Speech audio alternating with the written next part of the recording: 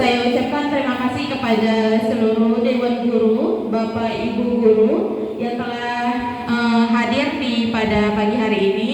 Hari ini saya akan mempresentasikan budaya positif.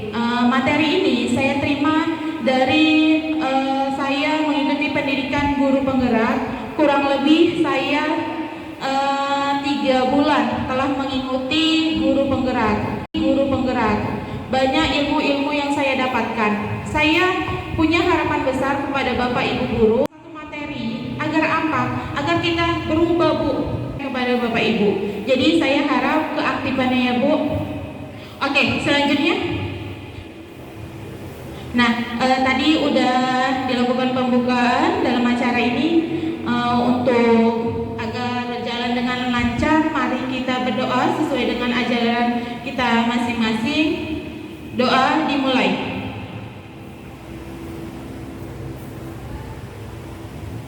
Doa selesai. Nah, baik, untuk kegiatan ini supaya happy dan supaya senang, kita ice breaking dulu. Next, Ibu. Ice breaking-nya yang pertama, senyum sama temannya atau sama saya selama 30 detik.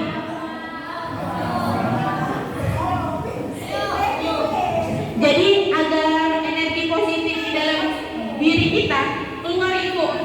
Jadi ketika kita senyum, maka aura positifnya keluar dan kita pun merasa muda. Oke, selanjutnya. Udah. Oh, sorry. Oke. Selanjutnya kita akan mengikuti ini ya, ice breaking tebak warna. Jadi di sini ada slide yang ada tulisan dan ada warna. Ibu dan Bapak nanti bergantian, kelompok sini dulu, kelompok ini dan kelompok ini. Jadi bergantian tebak warna. Ke PowerPoint-nya, Bu.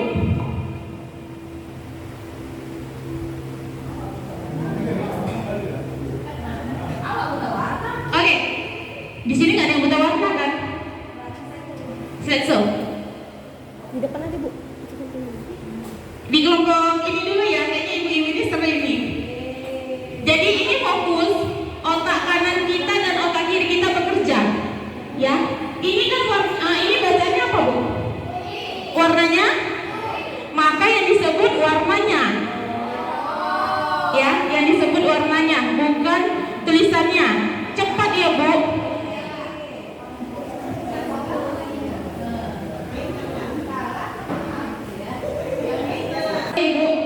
Ibu, fokus, Bu. Kita mulai ya. 1, 2, 3.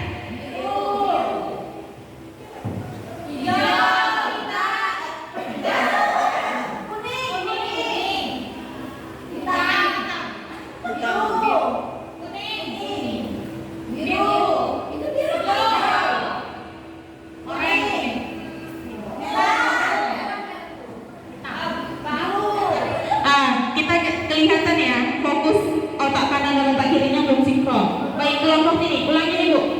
Ulangi nih ya, kompak ya, Bu ya.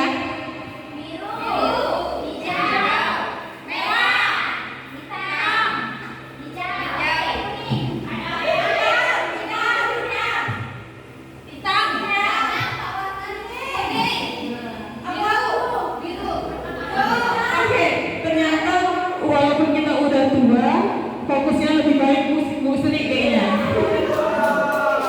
Oke, ini tim bapak-bapaknya ya, ayo Pak.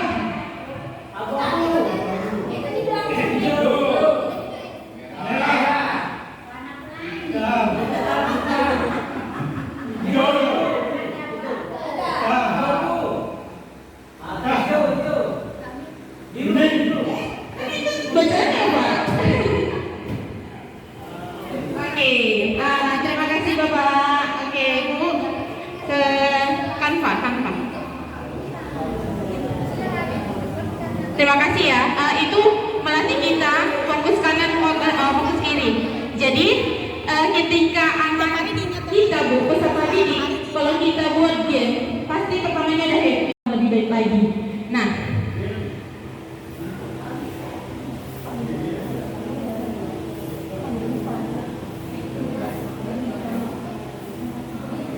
Bapak Ibu, kita di sini kan di dalam satu forum, atau nanti ketika Ibu atau Bapak mengajar di dalam kelas, kita perlu adanya kesepakatan kelas. Kalau kita di sekolah udah ada namanya kesepakatan sekolah. Kesepakatan sekolah kita apa, Mem?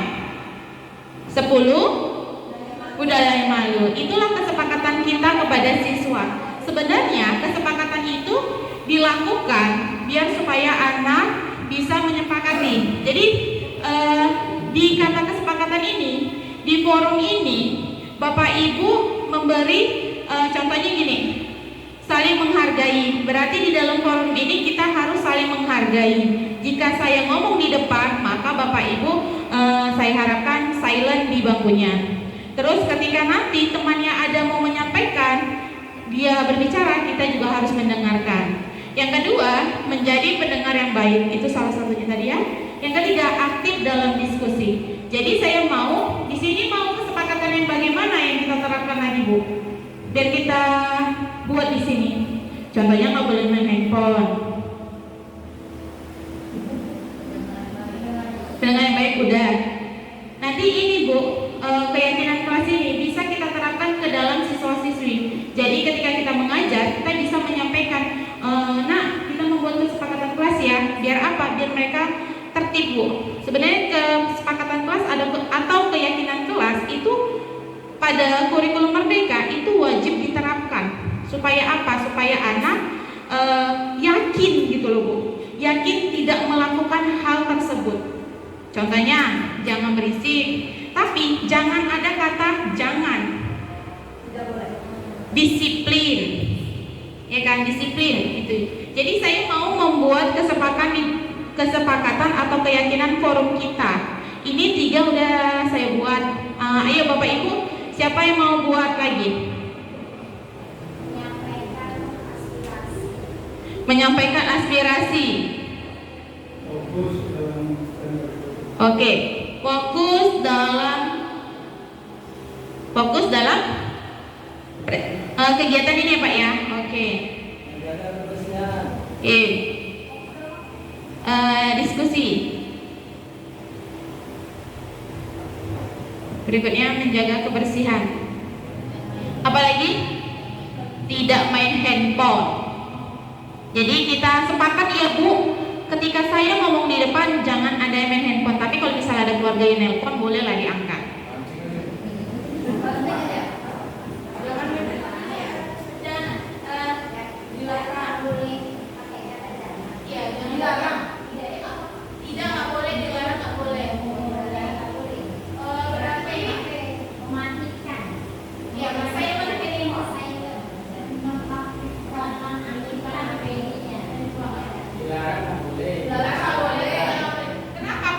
Dilarang nggak boleh, tidak nggak boleh.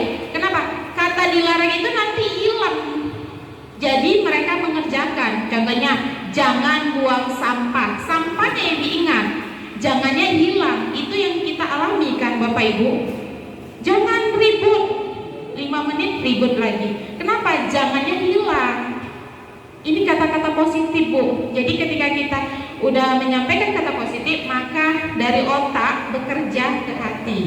Itu. Jadi ini ya Bu, kesepakatan di forum kita. Yang pertama, saling menghargai, menjadi pendengar yang baik, aktif dalam diskusi, menyampaikan aspirasi, fokus dalam diskusi, menjaga kebersihan, dan menonaktifkan handphone saat belajar.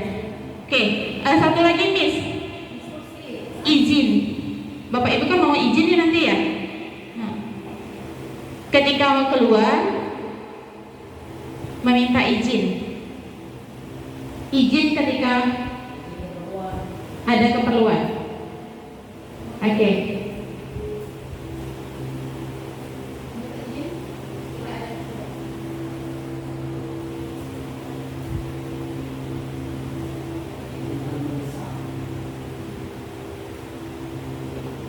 Baik, di sini Bapak Ibu sepakat dengan kesepakatan kita, keyakinan forum kita? Sepakat? Sepakat. Oke, selanjutnya. Nah, sekarang saya akan masukin lagi ke dalam materi kita, yaitu mengenai budaya positif. Bapak Ibu, apa sih budaya positif yang Bapak Ibu ketahui yang ada di sekolah kita ya? Apa budaya positif? Apa budaya positif? Oke, Bu Mirna apa?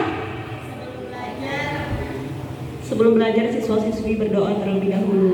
Oke, itu merupakan salah satu budaya positif. Nah, selanjutnya apa? Membuang sampah.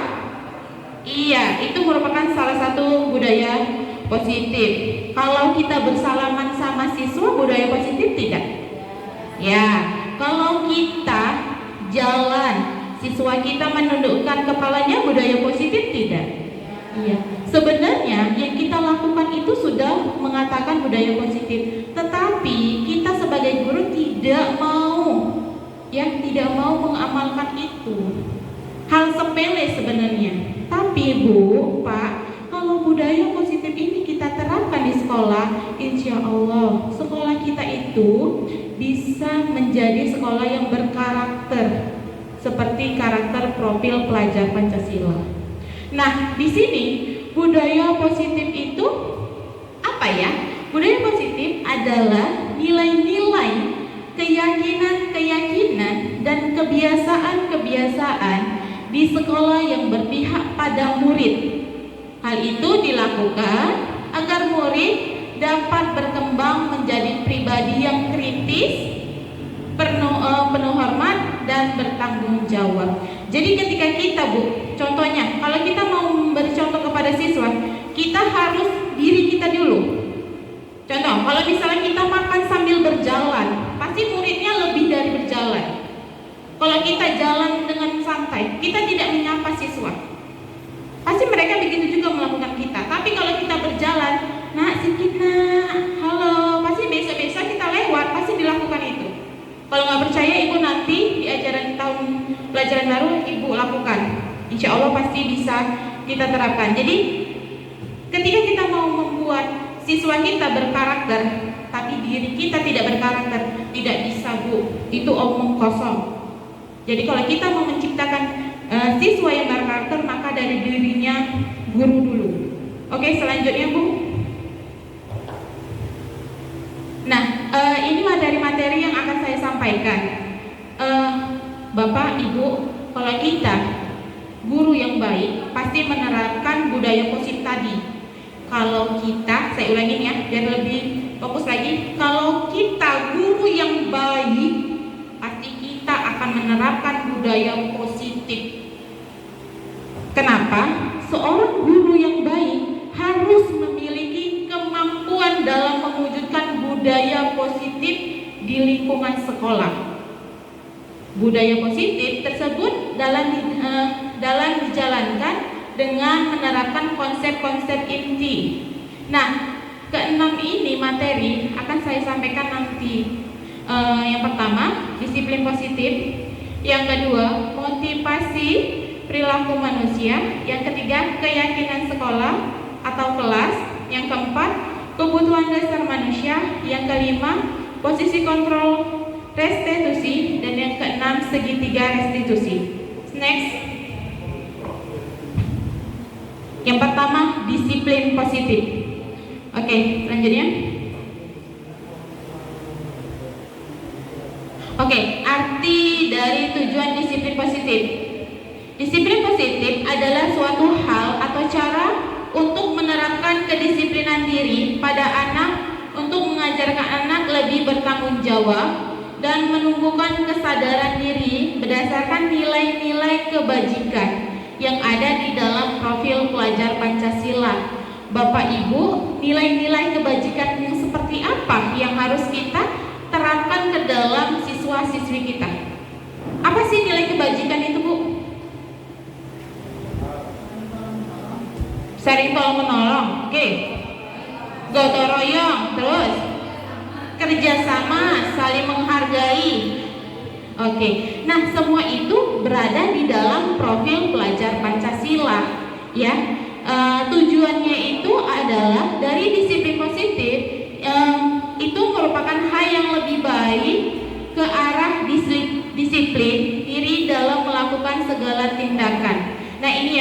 tujuan dari disiplin positifnya. Inilah nilai kebajikan yang Ibu sampaikan tadi, semuanya ada di dalam elemen karakter profil pelajar Pancasila.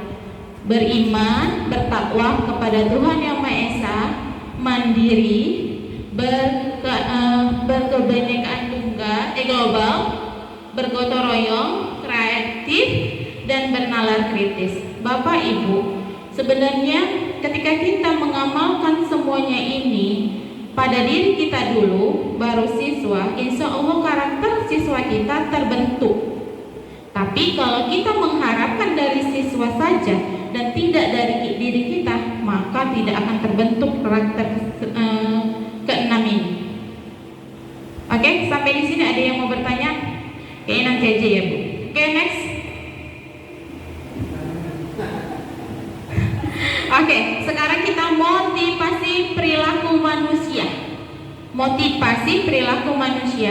Bapak Ibu, di sini siapa yang datang pagi-pagi kena takut dimarahin sama ibu kepala sekolah? Oh, nggak ada. Di sini siapa yang masuk kelas kena takut ditegur sama Ibu Darna? Nggak ada. Di sini siapa yang memang datang ke sekolah, hadir ke sekolah itu karena tanggung jawab? Nggak ada. Jadi semua nggak ada. Jadi Ibu datang kemari karena apa? Tanggung jawab kan Bu? Iya. Oke. Ke Bapak. Saya tadi nanya ke Bapak. Iya, Bapak datang jam 7 kurang 5 itu karena apa Pak? Hah? Jauh rumah Bapak. Berarti motivasinya itu dari internal apa eksternal Pak? Oh, jadi ikuti peraturan. Berarti kalau misalnya Bapak nggak ikuti peraturan, berarti Bapak. Ya Pak, memang benar. Tapi Pak, budaya motivasi perilaku manusia itu terbagi atas dua. Yang pertama internal dan yang kedua eksternal. Kalau internal itu berarti dari diri kita. Kita datang ke sekolah karena memang tanggung jawab kita. Tanggung jawab kita kepada sekolah ini. Kita masuk ke dalam kelas karena tanggung jawab kita sama siswa. Tanggung jawabnya memang nggak diminta sekarang, tapi dimintanya nanti, ya kan? Oke, kalau dari eksternal itu untuk menghindari tidak nyaman atau hukuman. Nah, Bapak Ibu nggak datang terlambat, pasti nanti datang cepet biar supaya nggak dimarahin sama ibu kepala sekolah, nggak malu sama teman-temannya. Sebenarnya budaya positif yang seperti ini, motivasi seperti ini di saat ini di sekolah yang baik, apapun kendala kita harus memiliki motivasi dari internal. Memang tanggung jawab kita. Kalau memang mintakan timbal balik, ada enggak? Itu berarti kan motivasi dari eksternal Pak. Di sini saya mau menumbuhkan motivasi dari internal kita dulu Pak. Kenapa? Ketika motivasi dari internal kita tumbuh Pak, dimanapun kita tempat bekerja, pasti kita sebagai guru kita harus kewajiban kita penuhi. Ya Pak, datang ke sekolah, masuk ke dalam kelas, itu ya Pak. Oke, selanjutnya yang ketiga, keyakinan sekolah atau kelas. Bapak, Ibu, keyakinan sekolah ini telah kita buatkan sejauh sebelum saya ngomong di depan. Contohnya apa yang kita buat? Yang setiap pagi apel pagi 10 budaya malu. Nah, berarti sekolah kita telah menanamkan keyakinan sekolah, tetapi belum kita tanamkan keyakinan kelas. Sebenarnya keyakinan kelas itu wajib Bapak Ibu, apalagi kita telah menggunakan kurikulum merdeka, wajib kita buat di dalam kelas. Next Bu. Apa sih keyakinan kelas? Nah, keyakinan kelas merupakan sesuatu yang dapat diterapkan di lingkungan kelas atau pembuatan keyakinan melibatkan semua warga kelas melalui kegiatan curhat pendapat. Jadi nanti Bu, Pak, kalau kita mau buat keyakinan kelas kita ajak Kak siswa kita semua, ayo kita buat keyakinan kelas. Jadi jangan kesepakatan kita saja. Kalau kesepakatan kita saja, maka siswa itu belum tentu mau menerimanya. Kenapa? Karena kita tidak tahu keinginan dia. Nanti disinilah guru yang membimbingnya. Nah, di situ guru atau wali kelas berperan penting dalam mewujudkan terbentuknya keyakinan kelas dengan adanya kesepakatan dengan guru dan murid. Oke, selanjutnya. Nah, ini materi kebutuhan dasar manusia. Kebutuhan dasar manusia ini seperti apa, Ibu? Yang Ibu ketahui? Oke, makan dan minum itu merupakan kebutuhan dasar manusia. Selain itu, Ibu, sandang, pangan. Berarti dia kan bertahan hidup, ya kan? Selanjutnya, selain kebutuhan itu apa aja? Selain bertahan hidup, siswa kita perlu apa? Ilmu, pendidikan, kasih sayang perlu nggak? Perlu kali, ya kan? Dalam diri kita perlu nggak? Jiwa kita ini ada nggak kepemimpinan? Pasti semua orang pasti ada ya Bu ya. Oke, next, ini kebutuhan dasar manusia. Ada 5 kebutuhan dasar manusia Bapak Ibu. Yang pertama, kebutuhan untuk bertahan hidup. Yang kedua, kasih sayang dan rasa diterima. Yang ketiga, kebebasan. Yang keempat, kesenangan. Yang kelima, penguasaan. Bapak Ibu, tanpa kita sadari, ini semua ada di dalam diri kita. Kalau kita menemukan siswa yang tidak terpenuhi salah satunya ini, pasti siswa tersebut bermasalah, benar. Jadi Bapak, kalau siswa kita bermasalah, berarti antara kelima ini belum terpenuhi. Contoh, siswa kita datang terlambat. Kenapa terlambat? Kita jangan marahi dulu anak tersebut, tapi kita tanya, "Nak, kenapa kamu terlambat?" Nanti dijelaskannya. Tapi kalau ini sudah dipenuhi, yang ini kasih sayang, dia hidupnya berkecukupan, tetapi dia tidak memiliki kasih sayang. Banyak Bu di sekolah kita yang kita ketemui, banyak. Contohnya siswa MEM, ya kan MEM, dia banyak, segalanya pun udah kepenuhi, tapi tidak terpenuhi kasih sayangnya.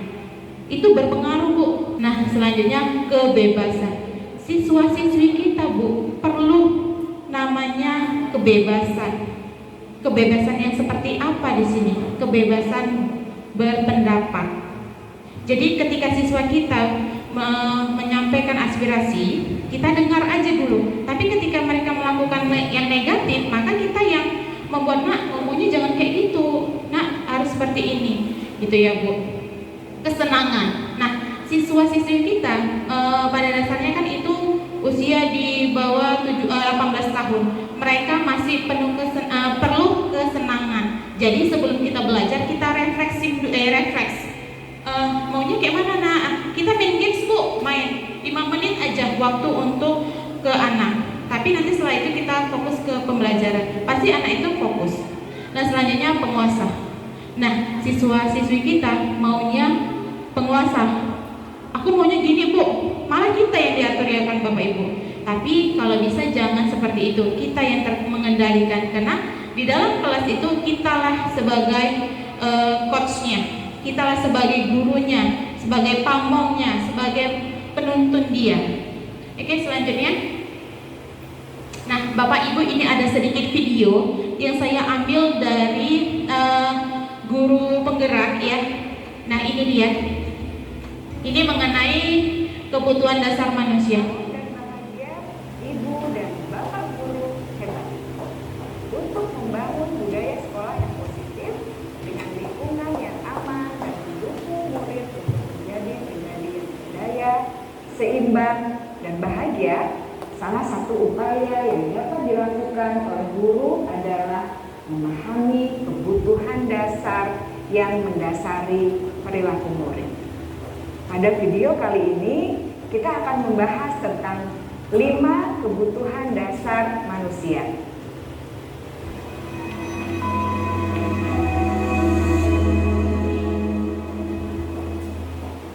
Ki Hajar Dewantara dalam salah satu kutipannya menyatakan, kita ambil contoh perbandingannya dengan hidup tumbuh-tumbuhan.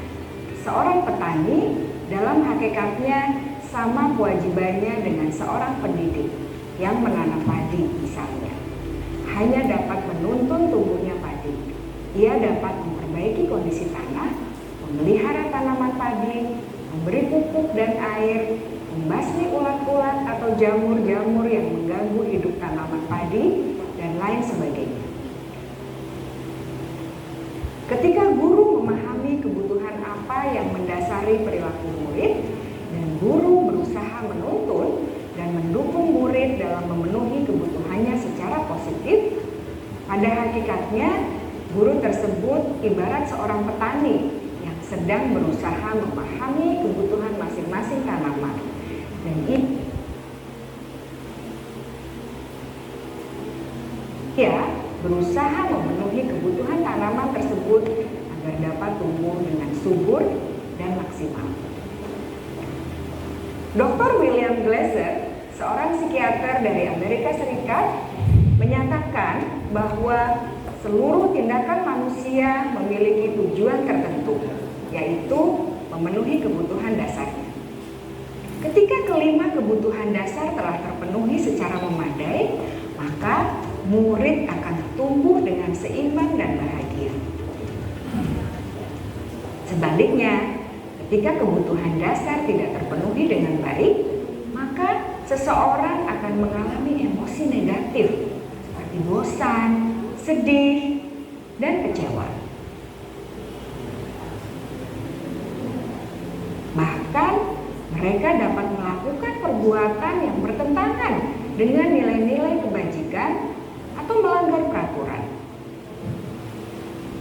Dengan kata lain, perilaku buruk seseorang biasanya adalah respons dari kebutuhan yang tidak terpenuhi. Namun, mereka tidak tahu cara untuk menyampaikannya. Ada 5 kebutuhan dasar manusia menurut Dr. William Glasser, yaitu yang pertama, kebutuhan untuk bertahan hidup atau survival. Yang kedua, kebutuhan untuk merasa diterima atau love and belonging.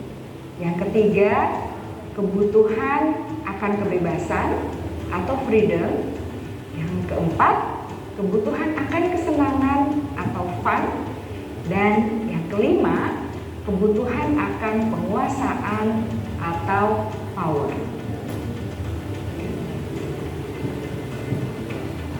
Kebutuhan dasar yang pertama adalah kebutuhan yang bersifat fisiologis untuk bertahan hidup atau survival. Misalnya, kesehatan, rumah, dan makanan. Kebutuhan biologis sebagai bagian dari proses reproduksi termasuk kebutuhan untuk tetap bertahan hidup. Kebutuhan untuk merasa aman juga termasuk dalam kebutuhan ini.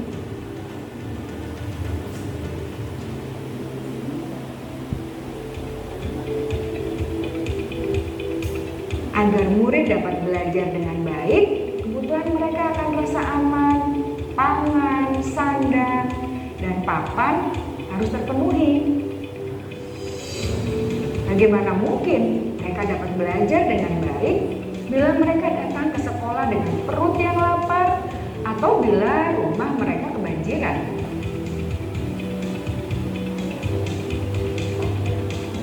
Setelah kita mengetahui kebutuhan pertama yang sebagian besar bersifat fisiologis, mari kita lihat kebutuhan kedua sampai kelima yang semuanya berhubungan dengan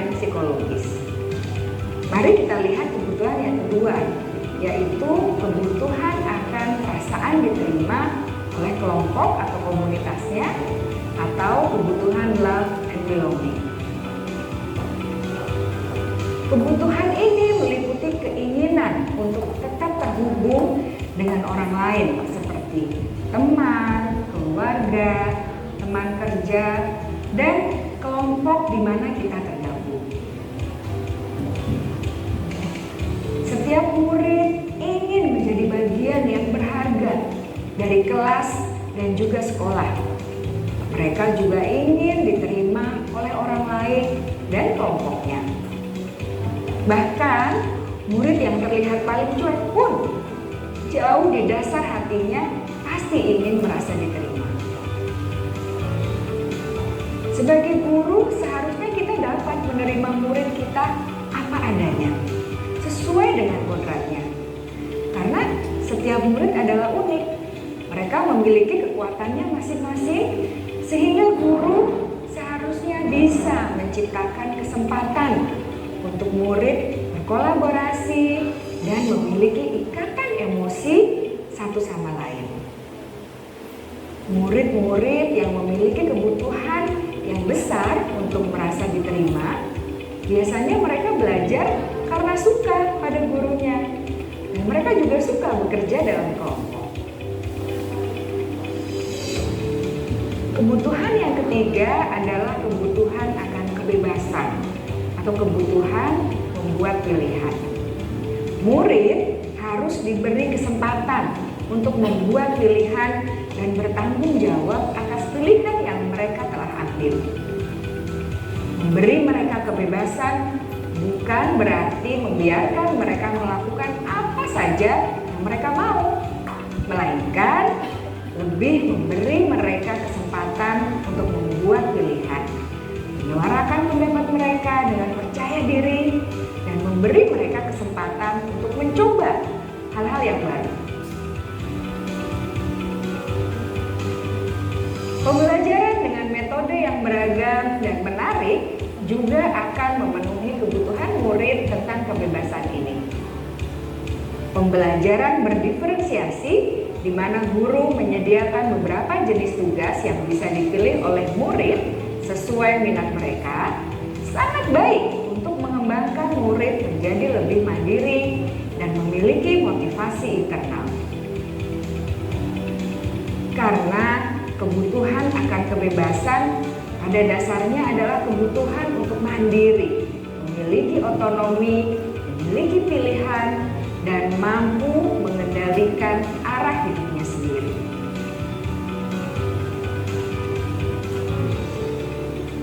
Kebutuhan yang keempat adalah kebutuhan akan kesenangan. Bayangkan Bapak Ibu, hidup tanpa rasa senang, betapa menyedihkannya. Glasser menghubungkan kebutuhan akan kesenangan dengan belajar. Jangan sepelekan kebutuhan murid untuk merasa senang di kelas. Sebagai guru, jangan ragu-ragu untuk dengan sengaja memasukkan kegiatan yang menyenangkan dalam kelas. Murid-murid dengan kebutuhan dasar kesenangan yang tinggi ingin menikmati apa yang mereka lakukan. Mereka juga konsentrasi tinggi saat mengerjakan hal-hal yang disenangi,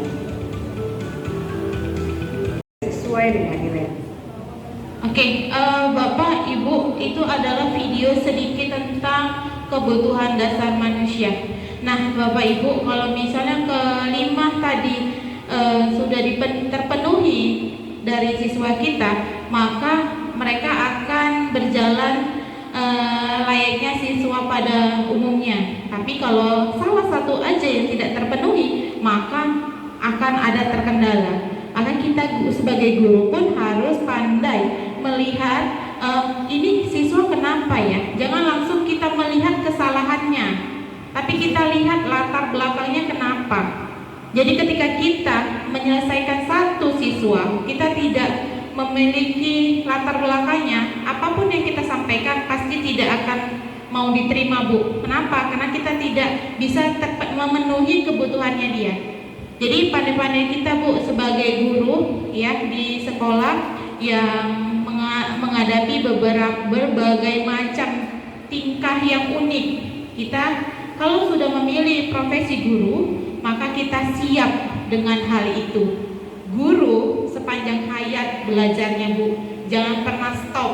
Kalau kita mau stop, maka kita tertinggal dari guru-guru yang lain.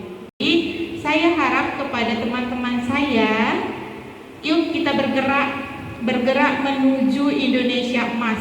Kita dukung segala sedikit video kebutuhan dasar manusia. Selanjutnya Miss, ini adalah 5 posisi kontrol restitusi. Ini materi ini kita diajarkan untuk bagaimana kita menyelesaikan masalah kepada siswa-siswi kita Bu. Terkadang ada 5 anak yang bermasalah.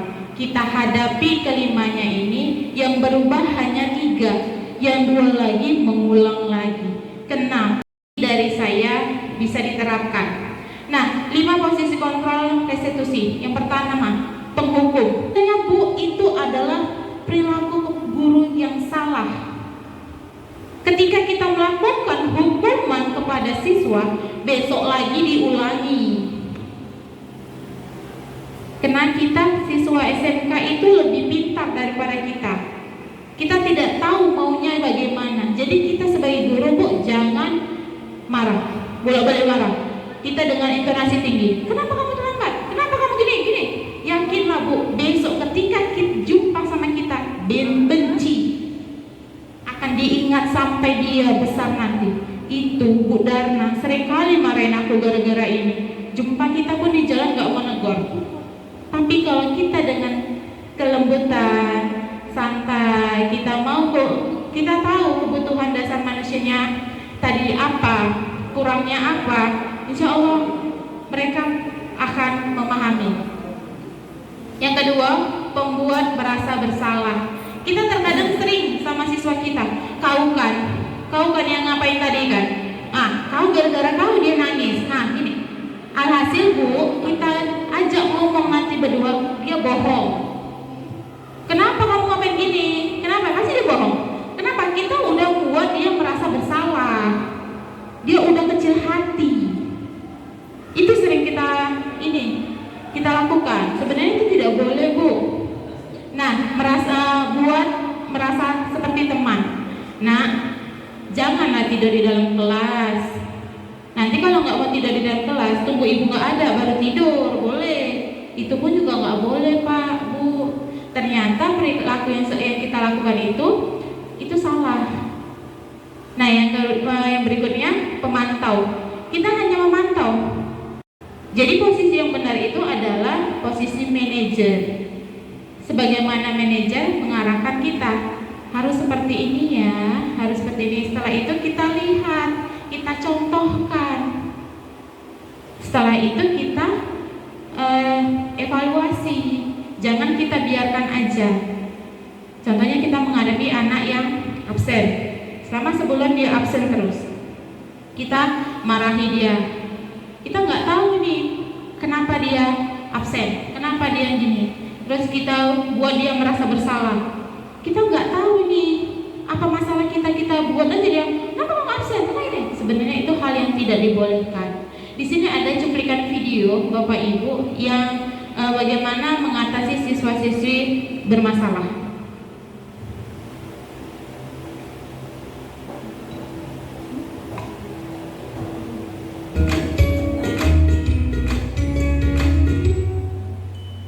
Salam bahagia Ibu dan Bapak guru hebat.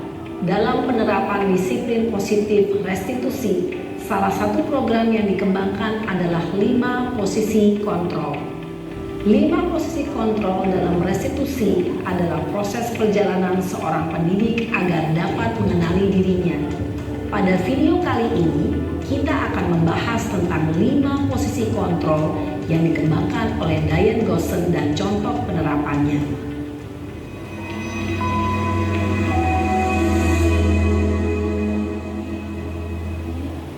5 posisi kontrol itu adalah 1. Posisi penghukum. 2. Posisi pembuat merasa bersalah. 3. Posisi teman. 4. Posisi pemantau atau monitor. Dan 5. Posisi manajer.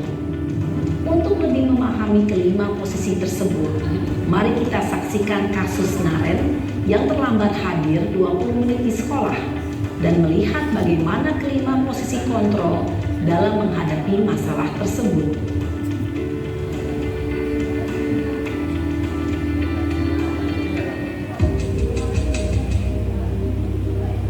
Bapak Ibu coba perhatikan, ini sering terjadi kepada diri kita ya. Coba perhatikan. Naren, sini kamu.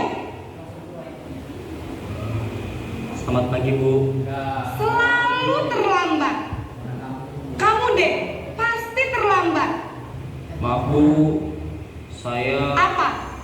Apa coba? Alasan kamu apa lagi? Kapan sih kamu tidak terlambat? Malas sekali ya kamu jadi anak. saya Dasar pemalas. Gak kapok-kapok sih kamu. Sudah berapa kali terlambat? Sana, kamu keliling lapangan basket 2 kali. kenapa saya harus keliling lapangan basket, Bu? Kenapa? Kamu melawan ibu. Berani-beraninya jawab. Sudah terlambat, masih berani jawab pula. Sekarang, keliling lapangan basket 5 kali sekalian. Biar kapok. Cepat. Pergi sana ke lapangan basket. Posisi penghukum biasanya berbicara dengan nada tinggi, menghardik, menunjuk-nunjuk, menyakiti, dan menyindir.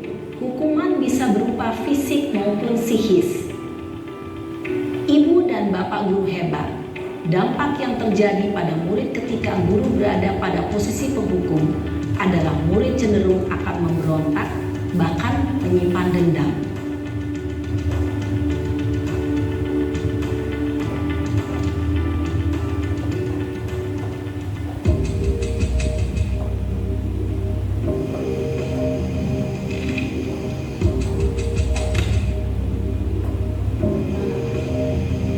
Naren!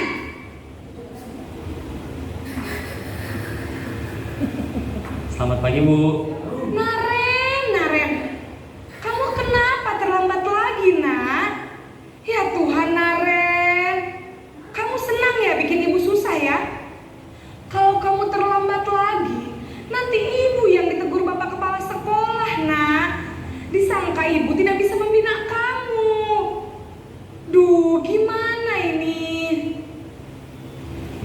Maaf, Bu. Duh Gusti Naren.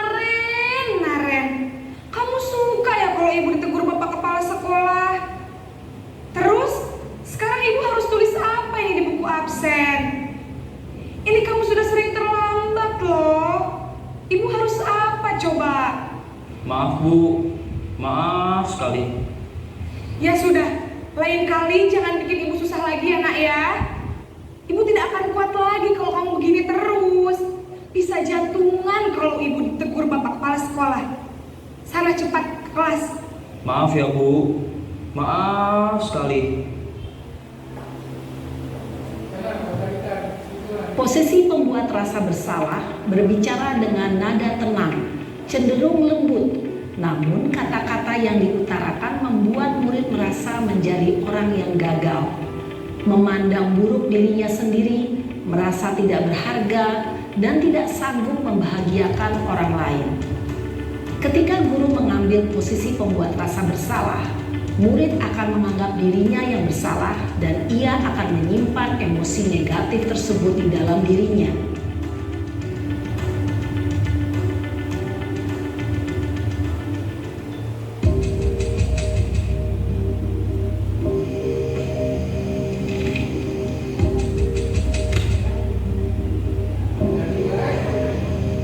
Naren!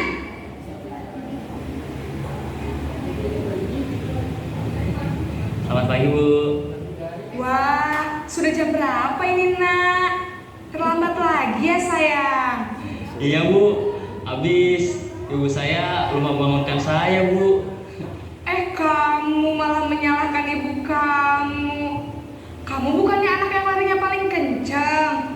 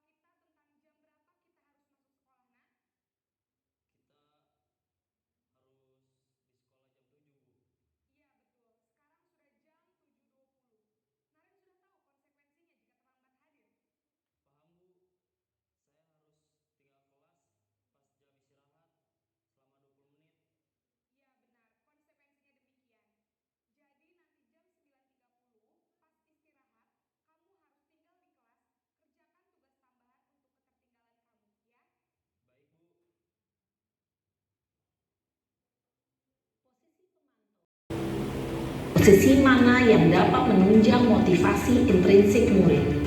Ya, tentu posisi manajer. Posisi ini memang posisi ideal yang ingin dituju setiap pendidik. Pada posisi inilah, guru dapat menerapkan disiplin positif yang berpihak pada murid, yang memerdekakan murid. Perjalanan seorang pendidik tentunya tidak mudah untuk sampai pada posisi seorang manajer. Namun, tujuan kita pasti, yaitu menciptakan murid-murid yang mandiri, merdeka, dan bertanggung jawab. Semoga penggambaran 5 posisi kontrol yang telah diperlihatkan ini dapat menjadi ajang refleksi bagi kita semua, agar dapat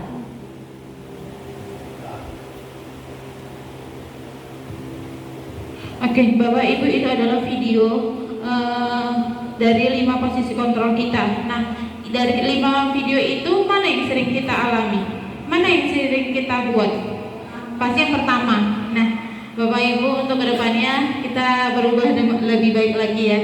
Kenapa? Ada pengalaman saya, Bapak, di sekolah yang dulu, saya pernah buat anak itu berdiri di dalam kelas selama 2 jam mata pelajaran saya. Ternyata saya masih guru baru di situ. Pulang sekolah, dia tahu kendaraan saya apa. Besoknya tiba-tiba kendaraan saya kempes. Saya tanya, saya tahu yakin pasti dia yang melakukan. Saya tanya, "Nak, kenapa kamu ngapain kereta ibu?" "Nggak ada bu, nggak ada bu, nggak ada bu." Tapi kawannya bilang, "Iya bu, dia merasa dendam sama ibu, kena dihukum di depan kelas." Nah, dari situlah saya udah kayaknya nggak perlu lagi dilakukan hal yang seperti itu. Saya cari tahu. Iya, kita semua, saya pun juga bu, saya sering melakukan seperti itu, sering marah-marah. Tapi sekarang kita setelah merdeka belajar, jadi siswa-siswi kita harus kita tuntun ya. Merdeka bukan berarti kita biarkan saja, tapi kita tuntun. Nah, ini yang terakhir materi kita yang mengenai segitiga restitusi. Segitiga restitusi adalah salah satu cara untuk memperbaiki diri agar terwujudnya disiplin diri dapat dilakukan melalui segitiga restitusi. Segitiga restitusi adalah posisi menciptakan kondisi bagi peserta didik untuk memperbaiki kesalahan mereka sehingga mereka bisa kembali pada kelompok mereka dengan karakter yang lebih kuat. Oke, next miss. Nah, Bapak Ibu, yang pertama kita menstabilkan identitasnya dulu. Kita tanya, "Nah, kenapa kamu semalam ibu dengar nih kata Bu Dana kamu nggak masuk kelas?" Contohnya, kita tanya dulu. "Iya Bu, karena saya gini-gini," katanya. Setelah itu, setelah kita menstabilkan identitas dia, masalahnya tadi kita validasi kebutuhannya. Kita buat, ya sih sebenarnya aku mencari solusinya. Bagaimana solusinya untuk mengatasi kesalahan kamu. Nah setelah itu kita menanyakan keyakinannya. Bisa nggak kamu tidak melakukannya lagi? Gitu. Nah ini ada sedikit video. Ini memang kejadian ya. Kemarin itu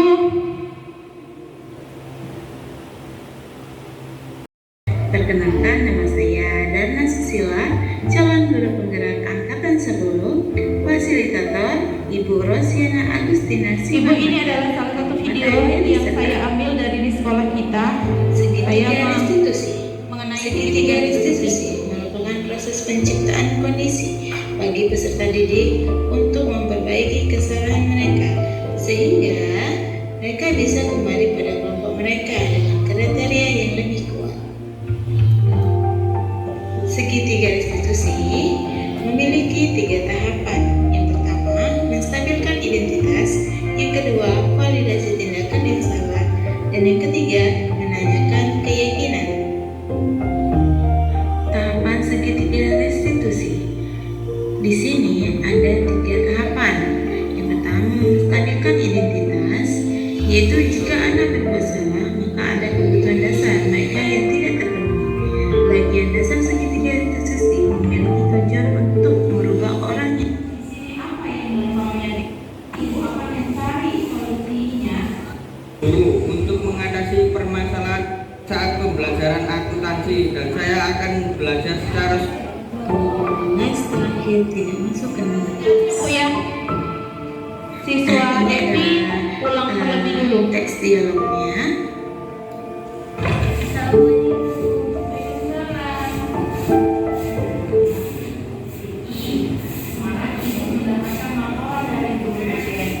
Kalau kamu pulang lebih awal, ada hal yang kurang 1 jam lagi. Ya Bu, saya pulang lebih awal. Berapa kali kamu melakukan itu, Devi? Baru sekali. Jadi kemarin kamu melakukan itu, Devi? Iya Bu, kemarin Bu yang di kelas terakhir pelajaran keusahaan tidak masuk kelas Bu.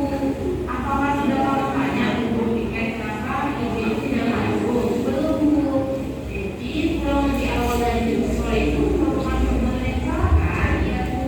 Baiklah Devi, perbuatan yang salah itu merupakan perbuatan yang manusiawi. Setiap orang pasti pernah berbuat kesalahan. Yang seperti kita bisa belajar dari kesalahan tersebut dan berusaha memperbaikinya. Bagaimana Devi? Devi, kita cari solusi bersama ya. Tahu kan kira-kira kelas kita di sini apa yang belum kamu yakinkan? Iya Bu, tahu pulang lebih awal dari jam pulang sekolah. Nah, kamu sekarang sudah mengetahui keyakinan kelas kita. Jadi, jika kamu pulang lebih awal dari jam pulang sekolah, apakah itu sesuai dengan keyakinan kelas? Tidak Bu. Nah, makanya kita sekarang harus menjalankan keyakinan kelas yang telah kita sepakati. Dan untuk memperbaiki kesalahan kamu, apa yang akan kamu dan cari guru tiket? Kemarin hari Assalamualaikum, saya Devi kelas 11 angkatan 2. Saya merasa senang sekali diajak berdiskusi dengan guru untuk mengatasi permasalahan saya mengenai pulang lebih awal dari jam pulang sekolah saya. Saya menemukan solusi atas kesalahan yang saya buat. Saya meminta maaf kepada guru piket, Bu April, dan saya tidak akan mengulanginya lagi. Wassalamualaikum warahmatullahi wabarakatuh. Thank you. Salam guru penggerak. Oke, Bapak Ibu, itu adalah video terakhir yang pada sisi kita. Oh, Bapak mau nanya ya? Oke, baik.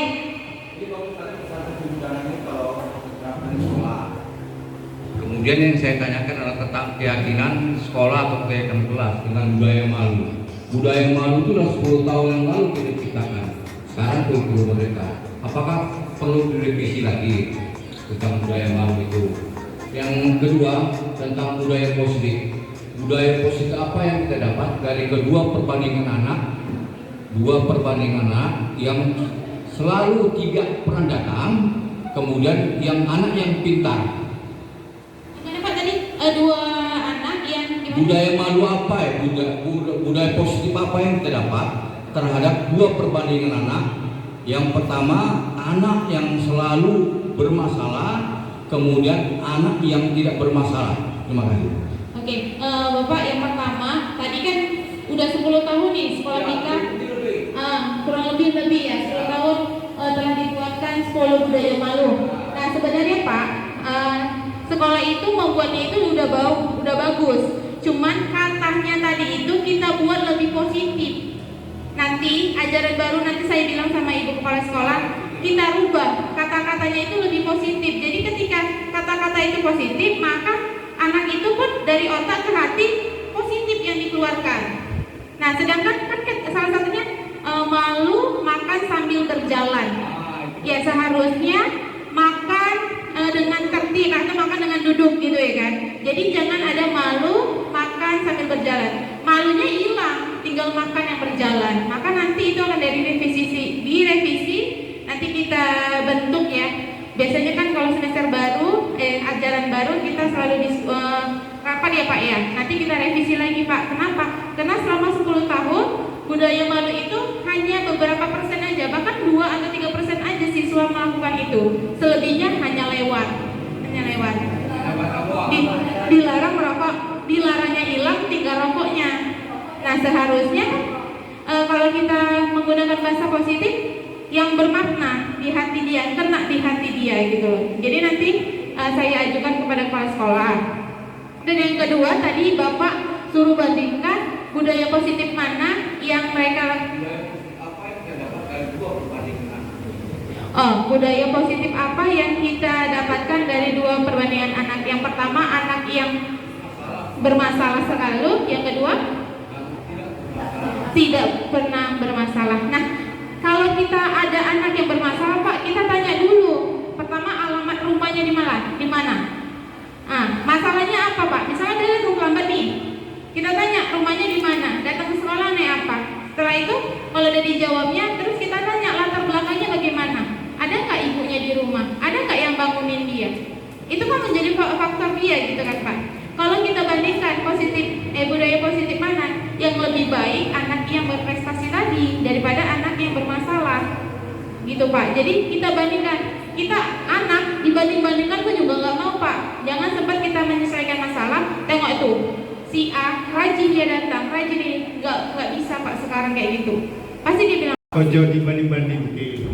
Kita seperti lo misalnya, kita lihat kasusnya tentang keberadaan lingkungan dia, keluarga dia, tapi kita melakukan terus. berarti itu Pak, budaya positif kita sudah kita tanamkan kepada siswa.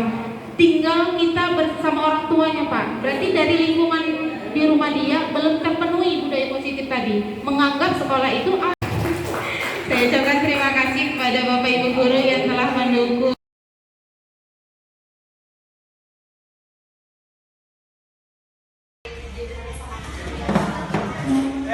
Seorang pelajar pasti memiliki cara yang baik untuk mengetahui kreativitasnya sendiri. Dengan keyakinan kelas yang di depan tadi kami buat, kita percaya bahwa kelas memiliki arti sesungguhnya untuk saling berteman, kreativitas dan juga saling ketertiban. Terima kasih Bunda. Dadah.